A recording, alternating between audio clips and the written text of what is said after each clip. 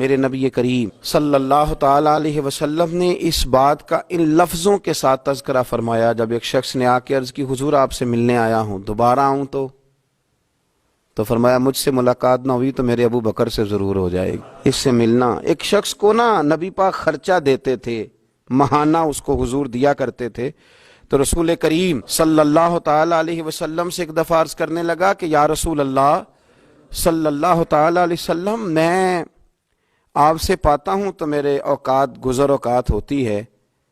تو گویا اس کے سوال کا معنی یہ تھا کہ اگر آپ نے ظاہری پردہ کیا تو حضور نے فرمایا میں نہ ملا تو میرے بعد ابو بکر کے پاس آنا۔ یہ تعلقات نبھانا جانتے ہیں، ان کے اندر وزاداری ہے، یہ چیزوں کو سمجھتے ہیں، تم ان کے پاس آنا۔ اور پھر انہوں نے ان ساری چیزوں کو نبھایا، پھر پورا انہوں نے اس بات کو کامل کر کے دکھایا۔ حضرت ام ایمن رضی اللہ تعالیٰ عنہ فرماتی ہیں کہ رسول پاک علیہ السلام مجھ غریبنی کی ہمیشہ مدد کرتے تھے، حضور میرے پاس اکثر آیا کرتے تھے، مجھے نوازا کرتے تھے۔ آپ فرماتی ہیں کہ جب نبی پاک علیہ السلام نے وصال فرمایا تو میں بڑی پریشان ہو گئی، کون میرا خیال کرے گا، کون آئے گا، اور کون ہے جو اتنا وزادار ہے، اتنا سنجیدہ ہے، اتنا رسیلا ہے، اتنا میٹھا ہے کہ جو اتنی باریک باریک باتوں میں بھی اپنی وزاداری قائم رکھے گا۔ آپ فرماتے ہیں میں بڑی پریشان تھی اور رو رہی تھی، دروازے پہ دستک ہوئی، جب میں نے دروازہ کھولا تو ابو بکر صدیق بھی تھے، عمر فاروق بھی تھے۔ فرماتے ہیں کہ میں نے ان دونوں کو دیکھا کھڑے ہوئے، تو پھر میں نے پوچھا کیسے آئے ہو، تو کہتے ہیں ان کی آنکھوں میں بھی آنسو تھے اور میں بھی رو رہی۔ تو عرض کرنے لگے کہ اماں جی آپ نے فکر نہیں کرنی۔ حضرت ابو بکر صدیق فرمانے لگے جب تک میں موجود ہوں میں حاضر ہوتا رہوں گا، آپ کو فکر کرنے کی کوئی ضرورت نہیں، جب تک میں ہوں میں ہوں۔ انہی ان کے اخلاق پر، انہی تعلیمات پر، یہی ان کی وزاداری تھی کہ جس پر میرے رسول پاک علیہ السلام نے فرمایا نماز میرے ابو بکر ہی پڑھائیں گے۔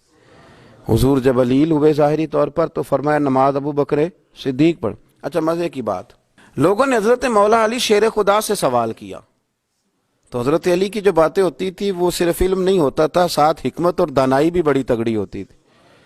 جب حضرت سیدنا علی المرتضیٰ شیر خدا کرم اللہ تعالی وجہہ الکریم سے یہ سوال پوچھا گیا نا کہ آپ نے حضرت ابو بکر صدیق کو کیوں خلیفہ بنایا، آپ نے حضور کی مسند پر انہیں کس طرح بٹھایا، تو حضرت علی المرتضیٰ شیر خدا رضی اللہ تعالی عنہ کرم اللہ تعالی وجہہ الکریم فرمانے لگے نبی کریم نے نا انہیں مصلی دیا تھا، حضور نے انہیں ممبر دیا تھا۔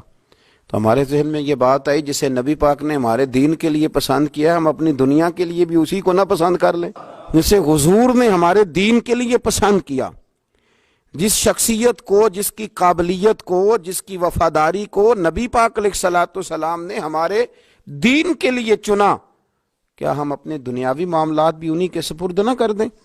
اور فرماتے ہیں ہمیں امید ہے کہ وہ صحیح طریقے سے ان معاملات کو چلائیں گے۔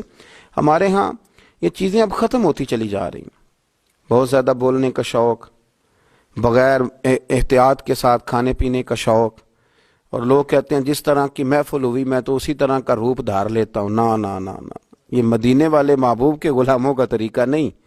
وہ مسجد میں بھی ہوتے ہیں تو نبی پاک کے غلام ہوتے ہیں، اور دکان پہ بھی ہوتے ہیں تو رسول اللہ کے غلام ہی ہوتے ہیں۔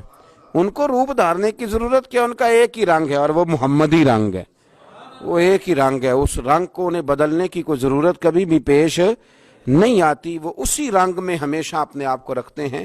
اللہ ہمیں بھی وزاداری عطا فرمائے اور ان طریقوں پر چلنے کی اللہ توفیق رفیق عطا فرمائے۔ ہمارے چینل سے جڑے رہنے کے لیے یوٹیوب پر اس چینل کو سبسکرائب کریں۔